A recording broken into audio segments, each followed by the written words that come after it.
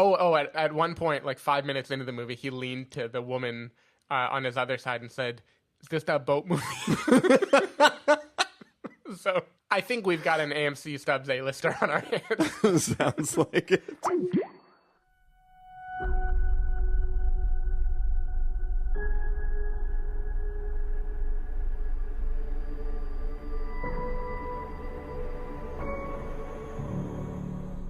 Hello, everybody, and welcome to the Spoiler Warning Podcast. This is review number 540 with a review of Serenity. I'm Christopher Schnese. And I'm Stephen Miller. And if you're joining us for the first time, the Spoiler Warning Podcast is a weekly film review program. Each week, we're going to dive in, debate, discuss, and argue over the latest film releases coming to a theater near you. This week, we were going to do two films. We were going to do this film, Serenity, and we were also going to do a review of Polar, which just came out on Netflix this past weekend. The Polar is god-awful. And it's like real bad.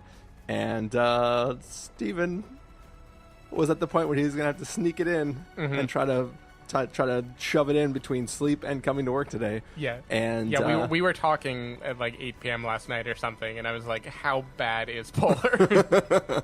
Yeah, and it's bad enough that it's tough to talk about. What I've been telling everybody who's asked is that it's basically bad from the casting. From casting on, it's bad. Except for Mads Mikkelsen. He is awesome. He looks just like Solid Snake, the older version. And he's fine. But like all the other choices that were made in this film, like every single choice. I'm going to give you the basic plot, Steven. Yeah, tell me. I know literally nothing about Polar. The plot for Polar is basically that there's an assassination group. And by age 50, they forcibly retire all assassins in the guild, I guess. And they get a pension for all their work over the years, so they can continue to make money going forward. But this organization happens to be a business, and they're trying to sell the business. And this year, they have a lot of agents that are aging out. So they're worried on the books that they're actually going to owe, like, $28 million or something at the end of this thing. A metaphor for Social Security. Yeah, basically. So they're like, wait, we put a clause into our contracts that say if you die... A Santa Claus? Before, it's not a Santa Claus, but it is the North Polar. Yeah. But there's a clause in the contract that says, hey, if you die in the line of duty or before you're paid your pension, essentially all that money goes back to the corporation. And that, theoretically, if they kill all the agents who are aging out, the money they receive would technically be like an income for the year for the business.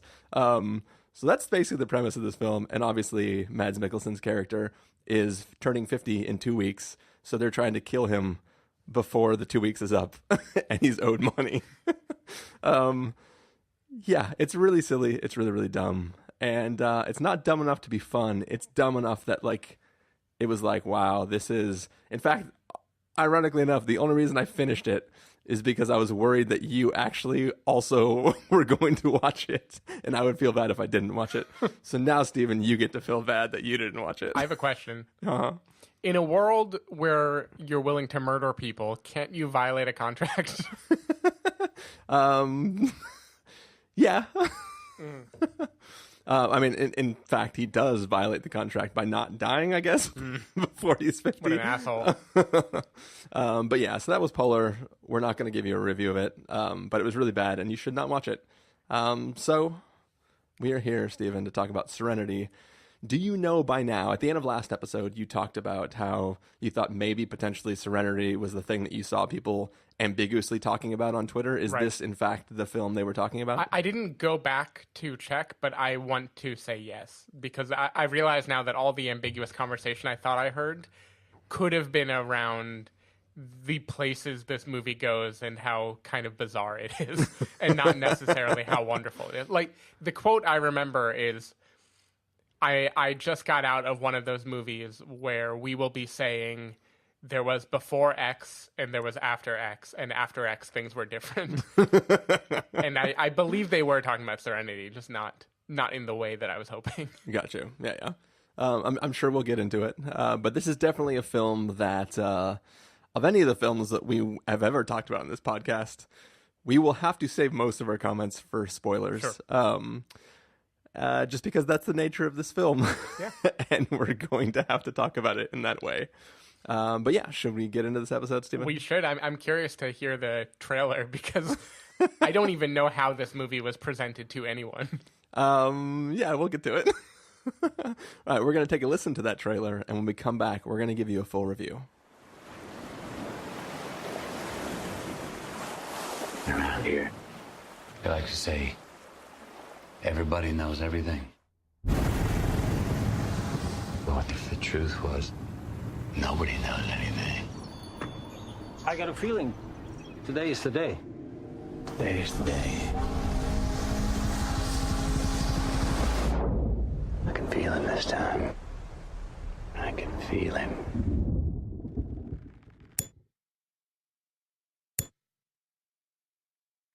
Good to see you, John. Took so long to find you. What do you say? Say I'm not called John anymore. It's funny, huh? Where would you want to find me? My husband has never seen your face. You were right about him. Look, he's violent with you. What's this? Just a little scratch. Little scratch, huh? I want you to take him out on your boat and drop him in the ocean for the sharks. They say she came all the way to see you? Yes, it's about temptation. There's right and wrong. You know how? In Plymouth, everybody knows everything. Well, I've got kind of a big day tomorrow. I know all about your big day. Feels like everybody knows something I don't.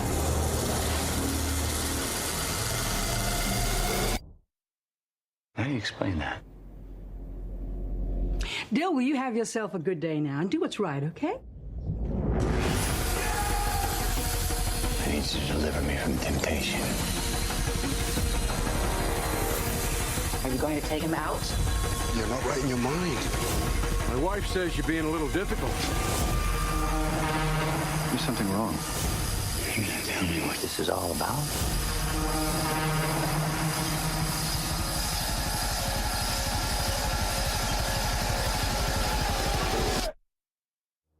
Sometimes we do bad things for good reasons.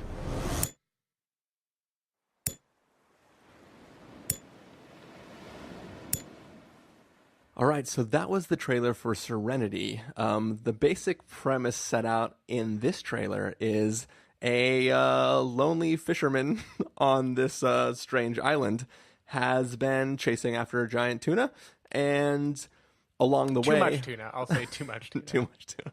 And that's... Entirely too much tuna. That's foul. But basically, some woman from his past shows up and says that she wants him to murder her current husband. And the film is sort of a drama about whether or not he might want to decide to actually go through with it for the $10 million, given that he is a fisherman that's not well off and has to sell his night catches just to get a drink at the bar every day. Stephen Miller.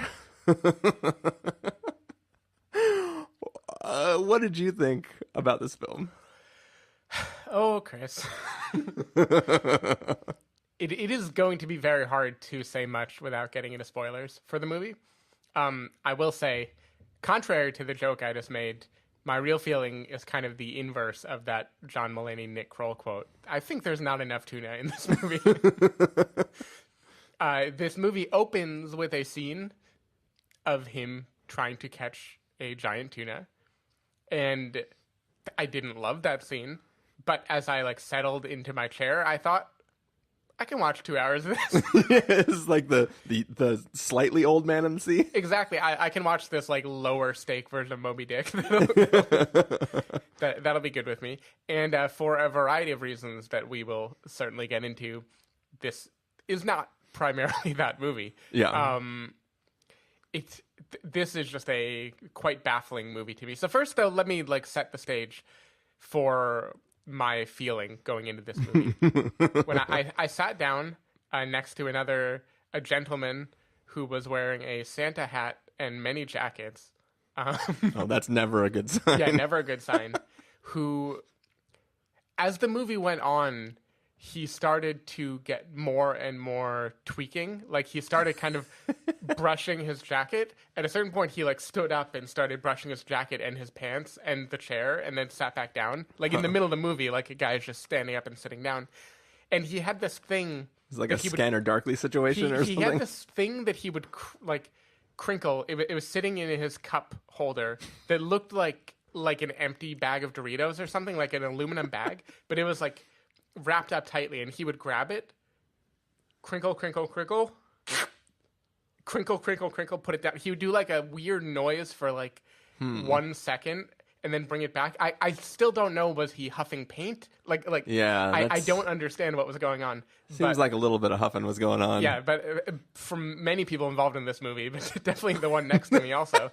But as the movie went on, he started doing that, like, first it was every 5 minutes, maybe, then 4, then 3, and by the end it was, like, multiple times a minute. He was doing the huff and brush himself routine. Maybe he was so worried about what this film was doing that it wasn't that he was huffing, it was that he was breathing into a bag just to try to, like, calm himself and stop from having a panic attack. It's possible, but very unlikely. So anyway, someone next to me was either, like, in the perfect zone to watch this movie... or not at all, but he was definitely raising the stakes a little bit. I felt pretty uncomfortable by the end. Yeah. Not that this is that unusual in the city, but I don't think many people like go to a movie theater to like, huff glue, right? I feel like there are other venues that would be more enjoyable if you were doing that. That don't cost like $15 a pop. Yeah, exactly. At one point, like 5 minutes into the movie, he leaned to the woman on his other side and said, "Is this that boat movie?" So, I think we've got an AMC Stubbs A-lister on our hands. Sounds like it. Anyway, back to the movie. This is a weird fucking movie. Like, much has been made of the fact that there is a, quote, twist, that things change in the movie. I am interested in hearing your take on that. I do think... the problem with the movie is not the fact that there's a twist. The problem with the movie is the fact that it's a fucking stupid movie. Yeah. And, like, all the performances in the movie, they seem to not know what film they're in. Yeah. Like, sometimes they think they're in a kind of, like, noir-type film where they're each playing, like, some heightened version of their character, right? Anne Hathaway is in, like, a completely different movie as far as I'm concerned. I think she's in 2 different movies. Sure, one when she's in the presence of her husband, and then one when she's in the presence of everyone else. Yeah. It's Matthew McConaughey is doing his thing. He has a good smells like Teen Spirit moment, swimming naked in a pool. I don't really know. I can't judge anyone for this movie because I don't understand what anyone wanted them to do. Yeah. Like, I don't understand the goal of it. It's a movie that feels like it thinks it's saying something really profound or shocking you with a twist, but it isn't really treading ground we haven't seen before. I would make comparisons, but that would probably, give spoilers. I have one comparison that's not only a comparison film-wise, but a comparison in direction of how they messed up. Yeah. Which we will get to in spoilers, but yeah. Yeah. So I don't know. What's left is just a strange movie. Like, there are certain people, like Jason Clarke's character in this movie, as they kind of, like, I guess mafia guy, or maybe he really is in construction. I'm not really sure. Maybe he actually sleeps with fishes. Yeah, I don't know what is real and what isn't real. But anyway, he is just like the most just like grisly, shitty person. There's nothing pleasant in the movie to me. Like, everyone is just kind of doing this dour thing that I don't know. To me, it was like an incomprehensibly made movie. I don't understand how someone wrote the screenplay and looked at it and was like, yes, this is what I want to film. It's going to be great. Let me get A-list talent. Let me get a Interstellar reunion to film this movie with interstellar sorts of twists. Anyway, I don't even... It's too hard to dance around. We just have to go into spoilers soon, I guess. Yeah. And I think with this film... So first of all, I don't actually think there's a twist in this film. Mm-hmm. I think that the film is different than what the trailer sells, but that does not count as a twist. Right. there aren't, like, from the moment that, even in the trailer, the film is talking about, like, what is this island? I don't know what's going on. That's not a very good Matthew McConaughey impression, but like, there's scenes in the trailer where he's like, you ever notice how everybody's just doing the same thing all the time? What the hell, right? Yeah. Like, he's there was clearly a mystery about where they are, and there happens to be this plot to get a fish and this plot to kill a husband. And this film, pretty early on, gives away the goose, if that's the correct expression, of what it's doing. And it is possible that when I went into this film, having read 30,000 headlines that were like, oh my God, craziest twist that's ever existed, I was like priming my brain to pick up on things. But I think it's like blatantly obvious. We'll talk about it. Yeah. I think, if not the precise nature of the twist, certainly the gist of it is obvious pretty early in the movie. Yeah.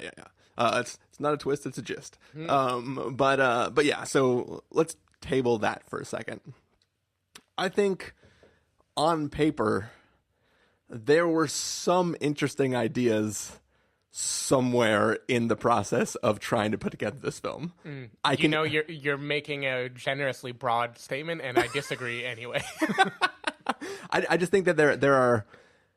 So part of the comparison I'll make is if this film was just straightforward about what it was doing, it could have become an interesting film. So there are little nuggets of things that in a film that was blatantly doing what it's doing, I could go like, oh, that was an interesting idea. That was kind of cool. None of it actually works. And some of these moments that I actually thought were interesting are literally 20 seconds. You're talking about the sex scenes? No, I'm not talking about the sex scenes. But in general, this film is just incredibly strange. It's weirdly paced. It's weirdly acted. Like, the performances, as you said, are sort of like over the top, but not for a way. It doesn't feel stylized. It feels like people just being strangely acting out their characters. And I would blame a director for that, because who knows like what he was telling them to be, right? and that's the thing is, I think in a lot of these cases, the choice would have been correct if the film was the film it is, instead of this film that is like slowly telling you what it is and selling you a trailer that is nothing about what it is. And I think that, like, so first of all, as you said, I would have watched Matthew McConaughey chase this big tuna. Yeah. I liked some things surrounding his drive to try to get this tuna. I would have also watched this noir murder thriller of will he, won't he kill the husband. Right. That would have been interesting. I could have liked the other thing if the film concentrated on that much. But I think that it doesn't know what it would take to be what it wants to be. So all those things fall flat. And I think that the film could have been much better, and I wish it were much better. But I think it just, in general, it does everything it's trying to do poorly. And I still can't tell from looking at all those articles whether people had fun with this film or didn't. Few people had fun with this film. Yeah, no, because it's weird and bad. Yeah, no, it is a very, very strange. Like maybe I can imagine the shock at the twists or whatever come from, imagine like you're a critic and you're invited to do some screening for the Matthew McConaughey movie with, that's like a noir-y thing where he's debating whether or not to kill the husband of Anne Hathaway. Yeah. And it's January, so you're like, all right, I'm sitting in for like a bland movie, Probably in that context, like as the film just keeps going and you're like catching glances from people on either side of you, maybe that builds up into like a bigger shock than it is supposed to be, really. Yeah. Because to me, this wasn't interesting bad or mind-blowing bad. It was just like half-assed bad, It was it kind of thought it had a twist, but it didn't want to deliver on it, and it just kept going and going and going. Yeah, and the way that it like, if you completely remove the first plots and just showed a guy who had a mundane life and followed him as he just slowly started to wonder what the hell is going on, you could create an interesting film and slowly build rules about what the film is doing, and it could be a fun playground to mess around in. And I think that this film has characters saying that's what it is. Right. But it isn't actually that. And I feel like it fails on so many levels that it's hard to not talk about it unless it's spoilers. Yeah, let's go into spoilers. It's killing me. All right, so let's do verdicts first, and then we can warn people about not seeing this film. Yeah. And then we'll let music do its stuff, and then we'll come back and we will talk about full-blown spoilers for the film. So for now, Stephen Miller, if you were going to give this a must-see, recommend with a caveat, wait for rental, pass with a caveat, or a must-avoid, what would you give it? Easy must-avoid for me. I didn't find anything entertaining about this movie. I didn't think it was particularly risky or mind-blowing or anything. I thought it was just a cobbled-together mess that did not know what story it wanted to tell or what tone it wanted to give you. And I think there were some unintentional funny moments, but not enough to make it be like a joyously bad movie. It was just a bad movie. Yeah. This is the film that the elevator pitch for it is bad. I don't know how this film got greenlit. I can understand how some people might have skimmed the script and just kind of went to the end and was like, oh, I could see how this could work. But there's no way halfway through filming this, they didn't go like, oh, I'm in a bad movie. I think they thought they were in Life of Pi for a little while. That's definitely true. They wish they were in Life of Pi. But yeah, so it is also a must avoid from me. I've actually already made some artwork that says must avoid for use later, because I knew, Stephen, if you would have come back and liked this film, Stephen, I would have been shocked. Yeah. Absolutely shocked. But yeah, so we watched it. That's a review, 2 must avoids. So hopefully none of you listening are seeing that. But you might want to know how crazy this film is. So you should stick with us after we close out the main part of the episode so you can hear spoilers. Because, I mean, if you haven't seen this film, you don't know what the hell you're in for. But yeah, so for now, Stephen, if people want to find you throughout the week, where can they do that? People can go to twitter.com/sdavidmiller or sdavidmiller.com. People can find me at ChristopherInRealLife.com, where I wrote a piece that talks about how much I think this film isn't actually a twist, and it gives it all away way early on. So you can check that out there. You can also find me at twitter.com/ChristopherIRL or facebook.com/ChristopherIRL. You can find the podcast over at thespoilerwarning.com, where you can get a bunch of the back episodes of the show. If you want to subscribe to the show, you can do so in Overcast, Stitcher, Apple Podcasts, or wherever podcasts are found. If you want to know when the episodes go live, you can follow us at twitter.com/spoilerwarning or like us at facebook.com/thespoilerwarning. If you want to get a hold of us directly, you can send an email to fans@thespoilerwarning.com, or you can use the contact form on our site. Music for this episode will come from the soundtrack to Serenity, so hopefully you're enjoying that. And yes, that music is going to fade up. And when that music fades away, just like the tides, it'll be time for us to chase that tuna and talk about full-blown spoilers for Serenity at that time. It's like my pa always said, every wave that crashes upon the shore is but a guess. It's an actual line from this fucking movie. I don't even remember that line.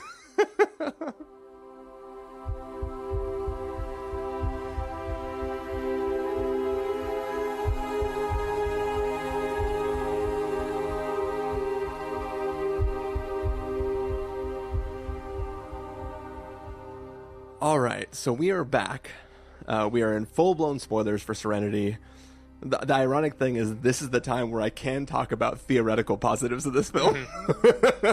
Before spoilers, nothing positive to talk about. After spoilers, at least I can mention a few things that I thought were interesting or cool or could have been worked into something that was amazing. I look forward to hearing them. But before that, let's just talk about what this film is.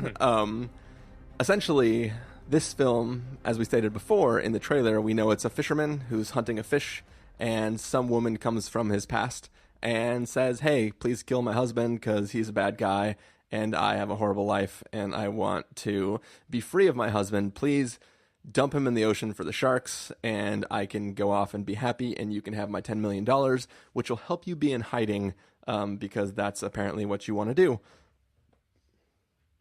Over the course of this film, it is, quote, slowly revealed that Matthew McConaughey is actually a character in a video game that is being programmed by his son. Matthew McConaughey is actually dead. He died fighting in war. And his son, as a way of coping, has been programming him into this video game. And we've been living in Marwen this whole time. So basically, Matthew McConaughey's digital character has become self-aware with some sort of weird psychic link to his child outside of the video game. And the child, whose mom is married to an abusive husband, has decided to work into the game this alternate goal besides just catching the tuna to kill the husband in a way to give him the strength to go murder his stepdad. See, even that is giving it like more of a reasonable literal read than I would have had. What I would have is that the film doesn't know if the game is a metaphor for the thought process that the kid is going through, or if the game is, quote, acting out a reality as the kid acts out that reality. Like, the movie doesn't seem to even know what it is doing, as far as I can tell. Like, no, I do not know if Anne Hathaway and Jason Clarke are real or not in this movie. If I should interpret them as being, like, a real version of the real parents in this movie, or if they are just, like, a digital thing that Matthew McConaughey saw as part of his, like... Is Matthew McConaughey supposed to be just continuing to try to catch the fish? Yeah, because the fish was justice, so why did the rules change? Like, he's supposed to catch the fish then. The world is real. The child has been living vicariously through the digital version of his father. He uses the game as a way to escape having to hear his mom be brutalized by his stepdad.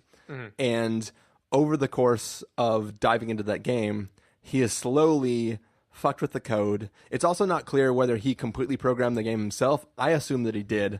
Some of the other articles on the internet believe that he is modifying code for an existing game. He's definitely writing code in real time for some reason. Yeah. So I believe he's written this game whole cloth from the beginning to give his dad this mundane task that is not war, but is chase this fish that he can never chase. And that might be a metaphor for never getting justice. But over time, he writes his mother and stepfather into the game as an ulterior goal for the father. But the mother and stepfather are written in the game in a way where they know about the real son who is making this game at the moment. Like, yeah, so that's where this thing is dumb as fuck. I'm fine with an idea of a character who himself is on a rails, and the whole sentience idea is stupid in this. I'm fine with a character, like, once the character is aware of the whole meta world of, like, what the son is doing outside of the game, and now he's, like, trying to participate in the plan the son is doing, that's where this film falls apart. I'm fine with the idea of a character... I'm not even okay with the character becoming sentient. Like, this film is trying so hard to be this weird version of sci-fi that doesn't make sense at all. It's not like this is like a simulation in a supercomputer and the things became self-aware. This is just like a kid who I just don't buy any of this. Well, at yeah, all. And again, I don't know. I feel like this movie, like, it wants to be The Truman Show or Stranger Than Fiction, or like one of these things where the thing that you create becomes a, quote, reality and the lines become blurry, but then it tries to justify it in a way that is just, like, makes me hate it. Like, so, if it let it be a mystery, I would be happier than, like, trying to tell me what is going on and it not making any sense. So here's the thing: is The Truman Show is the thing that I referenced earlier that I was beating around the bush for. However, this film is like if we, the audience, were just sold the story of this man named Truman, and about partway through the film, we started to realize that this is a television show, but not the character, the audience.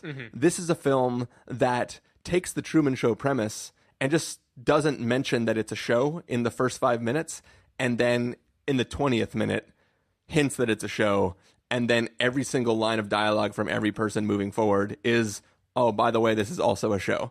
And I think that is stupid, because you could have started this film with this is a character in a video game, and then played with the idea of the constructs of being in a video game world, and can you go off of programming or not.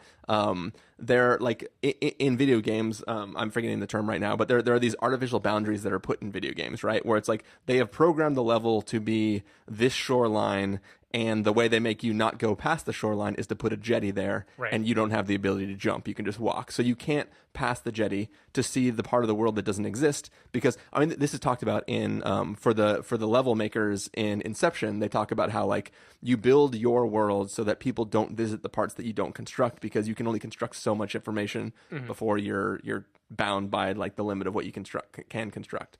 So this film has little tiny moments where it tries to play with the ideas of video game worlds. And like I sort of want to golf clap it for trying different things. Like I actually really, really like, there's a scene in this film where, so Matthew McConaughey wakes up every morning at 5 a.m. On the dot, his alarm goes off, he snaps awake, probably has like a mild hangover from his like one drink. And then he drinks like a bottle of rum a day. Okay, true. Get off your high horse. He buys one in the bar. Anyways, one day, because everything's been getting fucked up, he wakes up 20 seconds too early. And he physically cannot get up because the game programming doesn't allow him to be awake until 5 a.m. exactly. That is the only visual in the whole movie I liked. No, exactly. I have one minor other one, which is when the businessman comes and shows up and tries to give him what is essentially a cheat code for the game. Like, here is a fish finder. I thought that was a funny like game world type of thing where it's like, oh, like you're playing a free to play mobile game, and it's like if you give us $5, you can have this thing that makes it easier to catch fish. I like the idea of giving him an in-game cheat to try to keep him on his path since he's starting to diverge. Like it was trying very, very, very, very, very lightly to kind of be Adjustment Bureau, where like they're like, you're supposed to be on this path, you're deviating from the path. What can we do? We'll make you spill coffee. We'll do this thing. We'll give you a fish finder. Like it was an idea. And I don't mean like even literally, though literally is fine too. I mean, even emotionally or thematically or anything, why is everything trying to get him to continue with the rules of the game he didn't know he was a part of?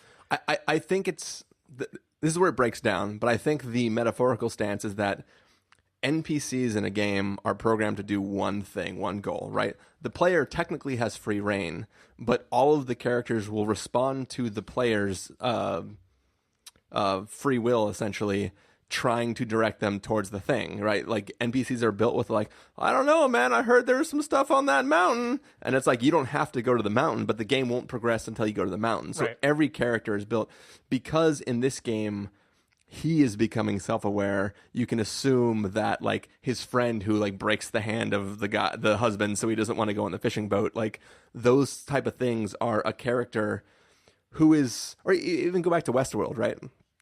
All of the characters in Westworld have their keystone. What's it called? They're like their main goal and drive, right? And they are programmed to be able to make decisions on their own within confines of achieving the one goal that they have, right? And I think that in this game, the characters exist in a similar plane. Their goal is to make sure this character is only focused on the fish.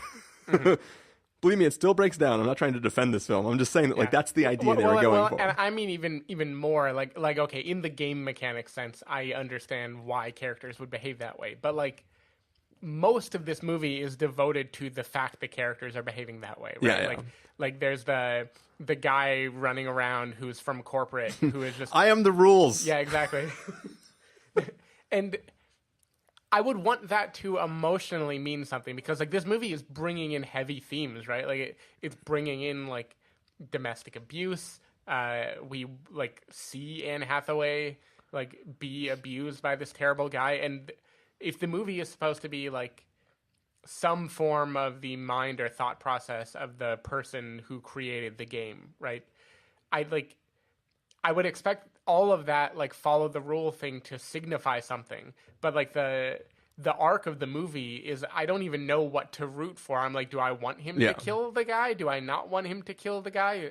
Is killing the guy like emotionally cathartic to the kid, or the kid wrote this game that tells him not to do it? Like I just don't understand what it wants me to think or feel throughout the duration of the movie. And that's the thing too, is if the kid can program so well that he can add his mother and father into this game. Let's pretend it's not even his game. It's just Island Fish Simulator. Island.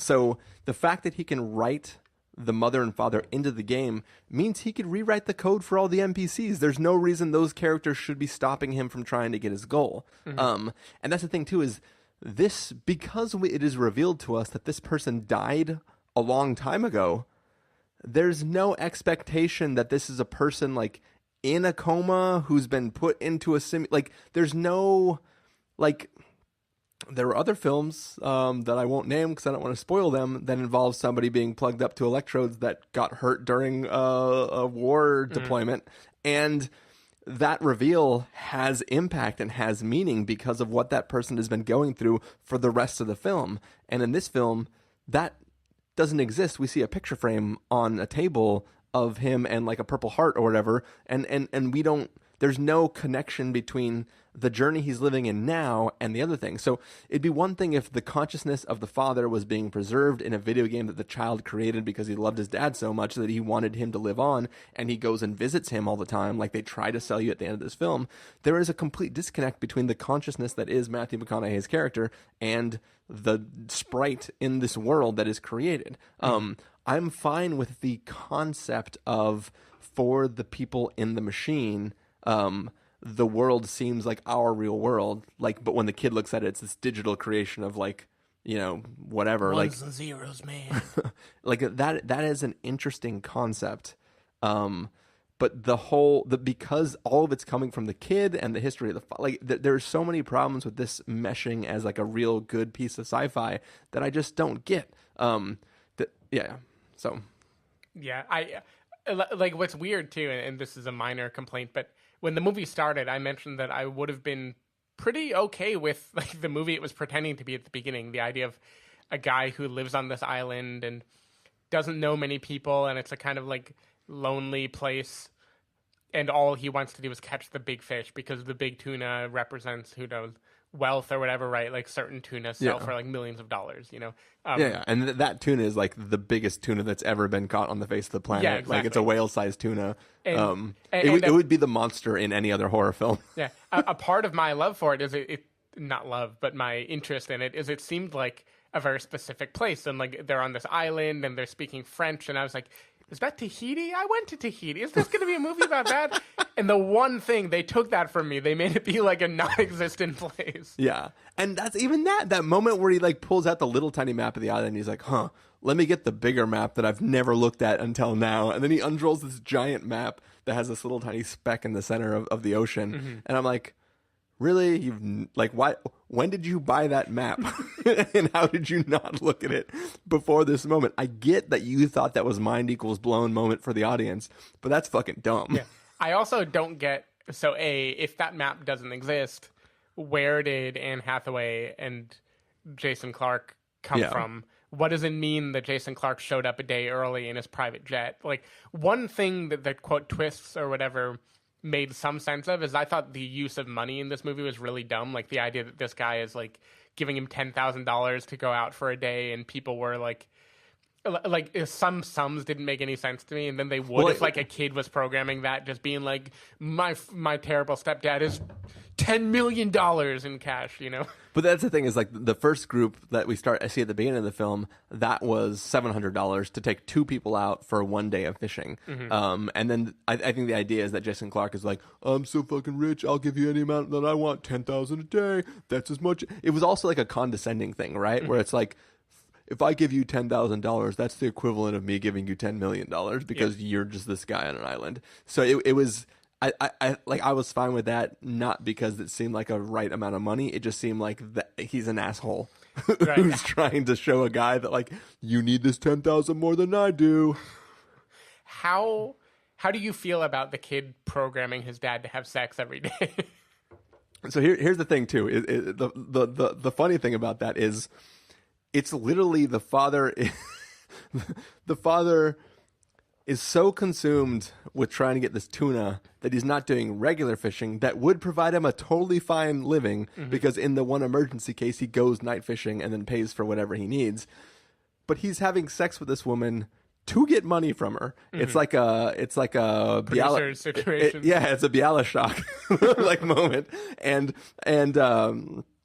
like, the funniest thing about that to me is like I don't know if you played the original God of War games. Yeah, I played the first one. Okay, so in the first game, after like the start loading screen, you can go to the side room and like have a threesome to get like health orbs. And it was like this one weird, strange, gratuitous thing that was in the game that was like at the start of every time you're playing, just go have this weird threesome and get health orbs. And I was like, why is this fucking in the game? Like, it doesn't make sense. It obviously doesn't, like, you wouldn't see that in a God of War game nowadays. But, like, it was just this really, really weird thing. And that's basically what this is. Like, he's basically like, oh, I can't afford gas for my boat. I guess I'll go fuck the woman in the house over there and steal her cat. Like, it just didn't make sense. Like, it was so weird. And it is super fucking gross that the kid programmed that as a means for getting money. Yeah. And that's the thing, too, is he programmed him with the need to get this fish. Did he mess up? And the need was so strong that he didn't want regular fish? Like, it's so many reasons it's weird and wrong. Mm-hmm. So what was the other minor thing that you liked about the movie? So I mean, I mostly told you both of them. It was in general, I think it was the rules of the world coming into play, and like little touches with like when the fish was going to be around, that bird was in the sky, right? It was things about the world that present themselves only because a condition is being met. Things that work in video games, right? Like in open world games, there will be like hundreds of different random bullshit quests that you can do, but they're not all in your menu. But when you go by a certain location, it'll pop up and like an NPC will be like, oh my God, that man stole my purse. And then you can go Spider-Man attack them and like get the purse back, right? Those little moments were fun and kind of enjoyable, where it was like seeing how the rules of the world would play to try to cause a person to follow one sort of thing. And even when it gets to the point where he's like, I know I want to kill the father, but then like he hooks that fish right there at the end, right? And he's like, oh, this is, and he's like, oh no, but it's a shark. But like there's moments where like you can tell that drive is there in the back of his head. Mm-hmm. And those moments, they're not compelling, but they're at least interesting enough to like see that there were thought that went into presenting this film as a thing to watch. Mm-hmm. But I can't get over the fact that if this film would have started from the beginning of just going for he's in a simulation, and sticking with that and kind of just slowly building the rules, it could have been a really interesting film with a reveal that was interesting by the end. The real reveal could be whatever the condition is that made the father have to be. Like, if he has a real physical body in the real world that's still somehow partially alive, it could have been interesting. But see, to me, the only way this movie could have salvaged itself is if the twist is that he's not in a game and he's going crazy and interpreting things with a confirmation bias, and he's about to like go commit a murder. No, yeah. and that's the thing. Well, first of all, I mean, it's not murder if there's a fish involved. No. What I was gonna say, tell that to PETA. But no, like I think in general though, I'm just trying to like pre-backtrack so I don't say this. In the universe, if it were not a video game, he wouldn't be justified in killing the husband, but he would have a reason that his character would want to kill the husband. Sure. His only reason for not wanting to kill the husband in the film is because he's like, I'm trying to catch this fish, right? Like, he could definitely use the money. It's his ex-wife. It's his son. Like, he has enough reasons to him. He's also on some fucking island in the middle of nowhere. Like, who's gonna know it was him? Mm-hmm. Like, it was just one of those things where, like, I could totally see him wanting to do it, and it's just him struggling with whether or not he can do it. That's its own film. That's not the film we got, but that's totally its own film that would have been totally fine and interesting on its own. Mm-hmm.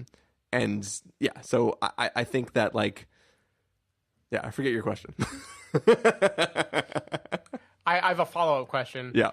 Because, so I remember, like, this is an island, and they talk about, like, there's no rules because the sheriff or whatever is out off of the island today. Oh, yeah, I forgot about that. That reminded me that the kid also programmed the fact that there are, like, child prostitutes in another part of the island that cost $10. Yeah. Like, I feel like the movie is using, like, gritty things in a very, like, a way that I don't like. Like it's trying to reach for them to be like, look, we're being like dark and important, and really it's just like, why? Yeah. Don't have Jason Clarke say that. Yeah, that's the thing too. Is like in a world where like these people were actually entering a game world and being themselves, you could make you could. This is not the case because that's not what this is about. But you could theoretically make the argument that people bring their own ideas of the world into the game, and that the kid has programmed the game that it expands upon the minds and the expectations of the characters that have been added. But that would require the kid to have knocked out both his parents and his dad, and then lock them into like a Matrix style thing where you plug something into their necks, and they were both playing out a pre-programmed world, so that when he finally unplugs them, they would wake up. Like, you just invented like a way better game or movie. You invented Jumanji. But no, it would basically be like an Inception sort of thing, where you're literally trying to incept the parents into, or incept his dad into wanting to kill his stepdad by knocking them all out, putting them in the game where they repeat these bullshit things all day long and desperately try to ask for him to kill. Like, I don't know. It just didn't make sense. Yeah. All right. I want to go back and ask you, within the context of my argument about how this is not actually a twist, do you not think... So the way this thing plays out is way early on in the film, we get a drunken Jason Clarke explaining that his wife, who we already know is Matthew McConaughey's ex-wife, has this dumb kid who just plays on his computers all day. Smash cut to him just coding away in real time, followed by him saying, you know what, the kid said some weird fucking shit to me one time. He said, if I wasn't playing this game, I'd be figuring out a way to kill you. Was it not clear from that moment, like 30 minutes into this film, that we were in a simulation created by the child for the purpose of trying to kill the stepdad? It seemed kind of clear. I thought the movie was clunky and hazy enough that I would have never like been certain of anything that it was doing. It certainly brought up that feeling. It made it not be weird that was the twist in the end. So walking into the film, given that there were like 30 articles that were posted about the craziness of this twist, I thought for sure, just if I was like, gun to my head, if I have to guess the twist ending of this film, I would say he's in purgatory, and this is a test of his moral status. It's like the button test or something? Yeah. And basically, if he chooses not to kill the stepdad, then he gets to go to heaven. If he kills him, he goes to hell. And that when he makes the choice, the world would fade away, and the friend guy would be Peter. and in the background, Jason Clarke is just stabbing. But like that's kind of the assumption that I had. So I kind of walked in with like, it's going to be purgatory. All these fucking dumb island movies / shows are purgatory. And that was just like my expectation. But as soon as I saw the kid program, like, okay, cool, it's a simulation. And then it like goes on like, and then he says, he's like, I'd be trying to kill you if I wasn't playing this game. And I was like, definitely a simulation. And then the rest of the film is just watching the not the puzzle unfold, but like the rules of the game world be given to us. And I was like, all right, cool, I see what you're doing. But like the whole time I was thinking, I was like, everyone knows this is a simulation, right? This like, it seems super like I am not that smart of a person. It felt painfully obvious, and it made me mad that everybody was writing posts about the twist, because I feel like the only twist is that the trailer didn't say it was a simulation, but I think the film itself is clear from way early on that this is a simulation. That's the only possible outcome of this film. Yeah, I mean, I remember like the conversation with Jeremy Strong's like corporate character, the rules. I remember when he laid it out that plainly, I didn't feel like twisty, but I definitely felt like, oh, fuck you, movie. Like there was something about like the degree to which it, like I thought the movie was maybe going to be like, if not a simulation, like a metaphor for something, or like it didn't exist or anything. I didn't necessarily... A Beautiful Mind situation. Or it was going to be like a proxy situation where the island did exist, but it was one-to-one with what the kid was like typing on his computer. Like, yeah, or the film was going to end with Matthew McConaughey shooting himself in the face in a cafe somewhere. Yeah, that would have been fine.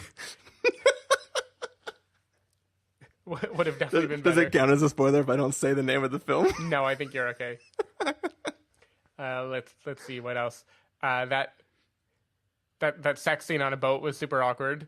The 300 Rise of an Empire scene. You didn't see Polar though, so you're right. I didn't. Yeah, I don't know. I don't understand how so many like well-known people agreed to be in this movie. Yeah, like I said, like I am fine with the idea of a film thinking it's real but being bound by the rules of a video game. Like you could even start with like a film where someone's on an island and there's certain things they just can't physically do, and they're trying to figure out whether they're just broken. It's like the opposite of Unbreakable. Yeah. That like I can see a way you could do this in a way that would make me go like, oh, that was a cool idea. Like this like some character in this online game that's run by supercomputers became self-aware, and he's confused about why he can't just do anything he wants because the world is controlling the things that he can do, and slowly he realizes that he's part of the game, and then it becomes this existential crisis of like him understanding whether he's alive or not, and if he seems self-aware and alive, but he's in a world that is all controlled by this like compute, like there's lots of ideas you could play with that would be interesting, and instead, this is just a dumb movie. It is very, very, very, very dumb. I'm just remembering more and more weird things that happen in this movie. Like okay, the Diane Lane's son, who like they're talking about the whole movie, and then he finally shows up, and then there's the twist that he's on the boat in the end. Like, why? What? Like, I mean, what did that do for anybody? I was fine with that because he needed the son. Like originally he wanted him as a person to help him out because his buddy left him because he didn't whatever.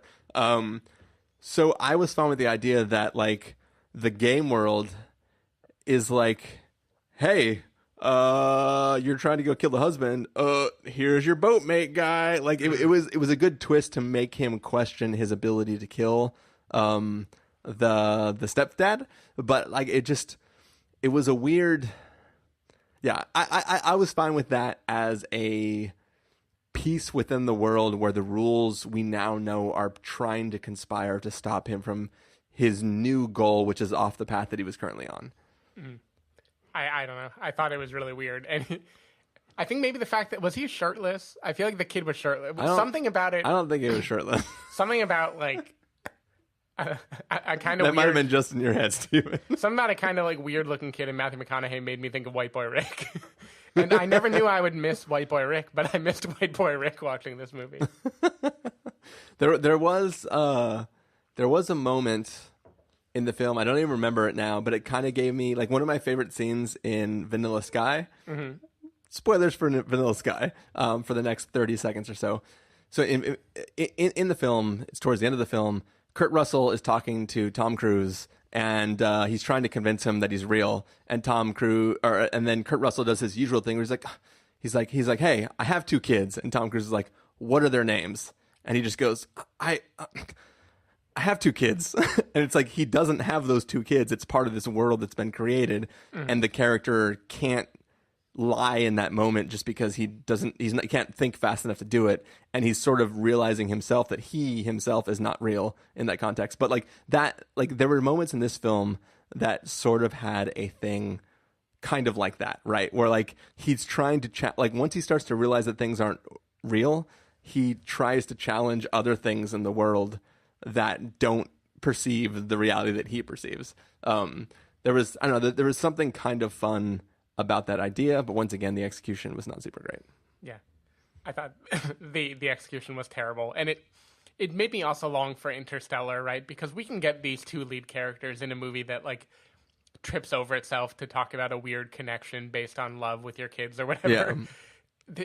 This movie was just so like unbearably awful to me. I thought I wanted to watch Fool's Gold again. Like that would have made me happier. That's the thing too, is like that whole psychic connection with the son. Once again, more evidence that this world is not real, because the flashes he's seeing of the kid are not inside the game universe. Mm-hmm. So it's just more ways to show you that we're not in a real place. Yeah. So no bueno. No bueno. I just wish while the kid was stabbing Jason Clarke, he shouted like, "I can do this, Dad! Change the way I'm living!" Get back in the house. We're going for custard. We're going for rum. I think that's about it. Yep. Thanks for listening. We will see you next time. Bye.